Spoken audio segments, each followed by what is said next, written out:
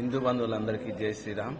గార్ల వృత్త సంఘ భవనంలో గణేష్ శివసేన ఆధ్వర్యంలో 22వ సంవత్సర గణేష్ నవరాత్రి ఉత్సవాలలో ఈరోజు పిల్లలకు సాంప్రదాయ వస్త్రధరణ పోటీలు సాయంత్రం 7 గంటలకు. కావున తల్లిదండ్రులందరూ వారి పిల్లలను మన పురాణ ఇతిహాసాలలో గల రాముడు, కృష్ణుడు, పరశురాముడు వివిధ రకాల దేవుళ్ళ వేషధరణలో తీసుకుని రావాలని, అలాగే స్వాతంత్ర సమరయోధుల వేషధరణలో పిల్లల్ని రెడీ చేసుకుని తీసుకుని రావాలని, ఈ పోటీలో పాల్గొనాలని హిందూ బంధువులందరినీ కోరుకుంటున్నాము. అలాగే రేపు సోమవారం 16వ తారీఖు సాయంత్రం మహాభారత గాథపై క్విజ్ పోటీలు కూడా కలవు. దీంట్లో కూడా విద్యార్థులందరూ పాల్గొనాలి, అలాగే వీక్షించిన వాళ్ళు వీక్షించాలని కోరుకుంటున్నాము.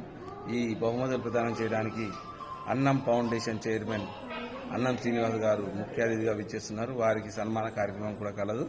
అలాగే నిన్న మనం ఉపన్యాస పోటీలకు పిల్లలకు వీక్షించిన పిల్లలకు పరీక్ష ప్యాడు, హనుమాన్ చాలీసా గిఫ్ట్గా ఇస్తున్నామని చెప్పాము.